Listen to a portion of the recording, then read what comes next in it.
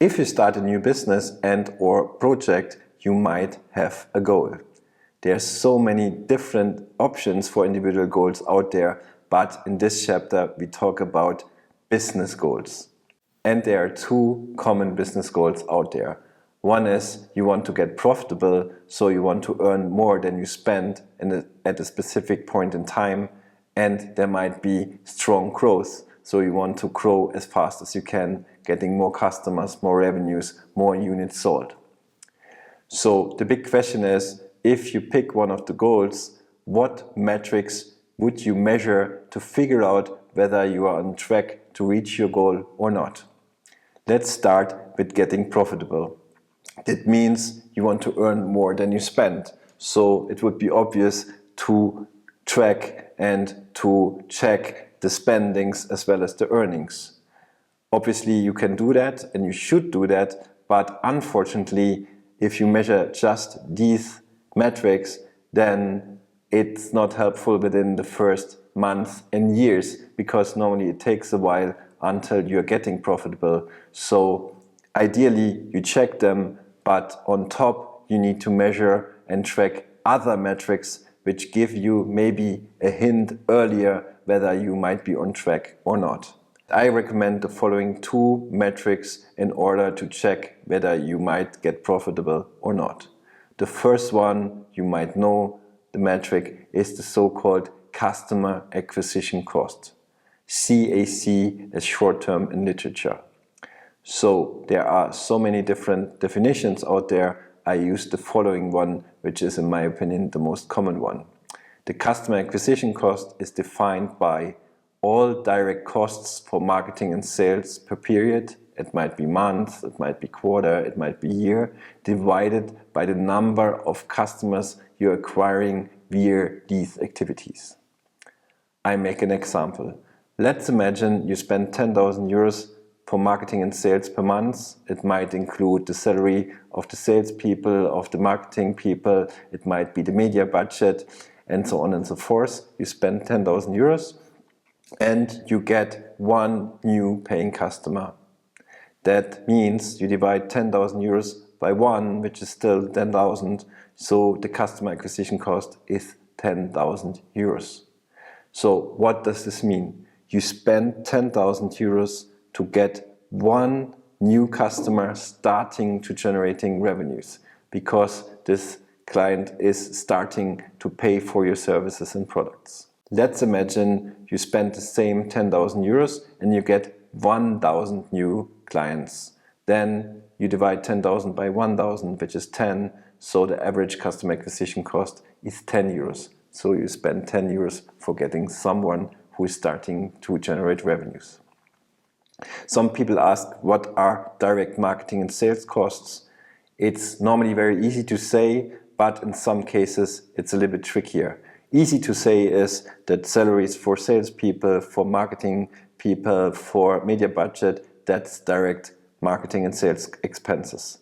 But what happens if the salespeople sit in a part of the office? Would you say that the part of the rent is also part of the direct marketing and sales costs? You could do so, you don't need to, so it's a little bit up to you. I just wanted to mention it's not always 100% sure what's direct costs, what's not. So let's look at the second metric, which is the customer lifetime value. CLV, LTV or CLTV as short terms in literature. Again, there are a lot of different definitions out there. I use the following one. The customer lifetime value is the net revenue per customer on average during an average relationship between your shop, your business and the customer, minus the variable costs. What does this mean? I make another example. Let's imagine you own an e-bike shop and you manufacture your own e-bikes and sell them to consumers. So let's imagine someone is in relationship with your shop for the next 5 years, or an average for 5 years, and within the 5 years an average consumer buys 2 e-bikes in your shop. And let's imagine the price net per e-bike is 1,000 euros each. Let's imagine 2 bikes per person, so the revenue, the lifetime revenue, net revenue without VAT, so without VAT taxes, will be 2,000 euros. So unfortunately, you need to spend money for the material, for assembly, for packaging, for delivery, and so on and so forth. Let's say it's 300 euros per e-bike variable costs. So you have 2 times 300 euros variable costs is 600, 2,000 revenues minus 600 is 1,400. And the 1,400, that's the lifetime value, the customer lifetime value. So why should you track the customer acquisition cost and lifetime value if you want to get profitable? Because it sounds maybe too obvious, you need to reach a point in time where the customer acquisition cost on average is below the customer lifetime value in average. So you need to earn more per customer than you spend. Obviously, this is a necessary criteria to get profitable, but unfortunately not 100% guarantee that you really get profitability. That means the other way around, to get profitable, you need to show that you can reach that point, and then there might be the chance to get profitable. But if you don't reach that point, you can't get profitable. That's why it's a very useful, let's say, indicator in an early stage whether you're on the right track or not. So if you have another goal, you want to grow as fast as you can. What metrics would you measure? Obviously, you would measure the sales figures, the revenue figures, you would measure maybe the number of units sold and the growth rates. It's a little bit more obvious than in the case of getting profitable. So what did we learn? You need to pick one of the two goals, either getting profitable or strong growth. And if you picked one of the two goals, you need to track the goal metrics, which are the customer acquisition cost, the lifetime value, and or the sales and growth figures. Important to know is that you can't maximize both goals at once.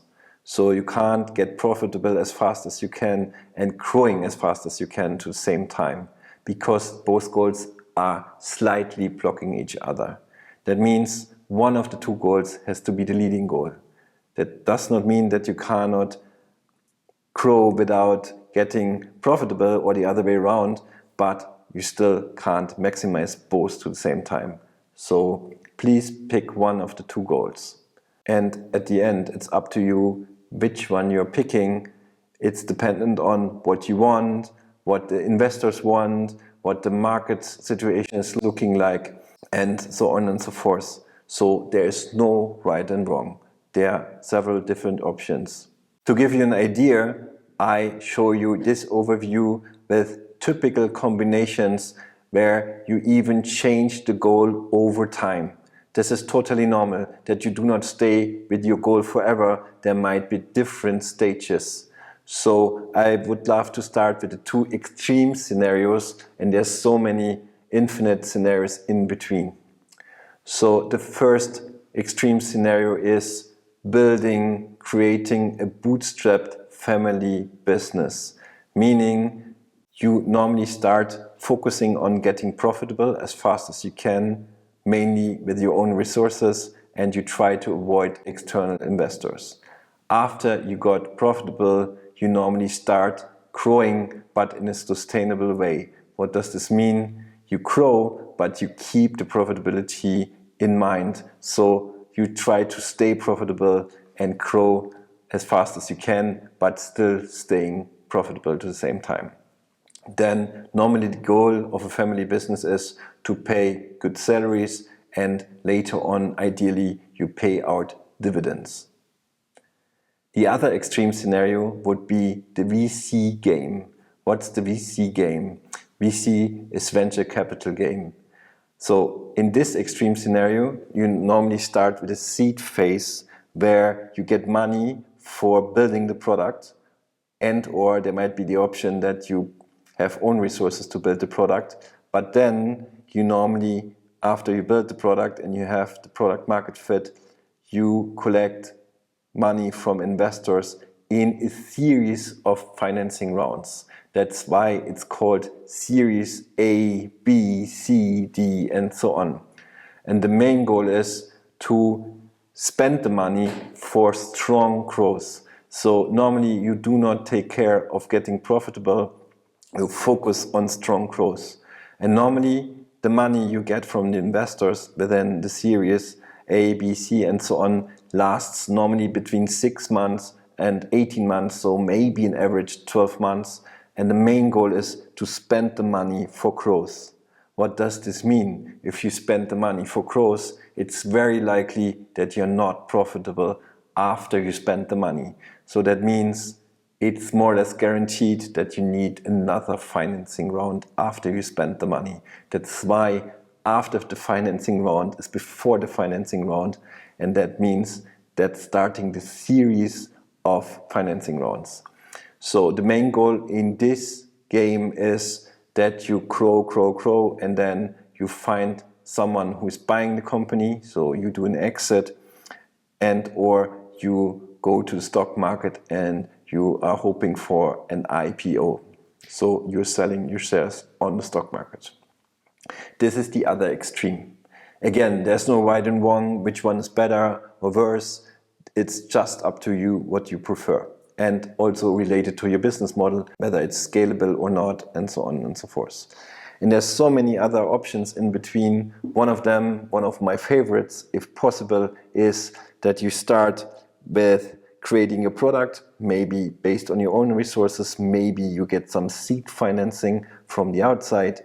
And then after you build your product, you try to get profitable first.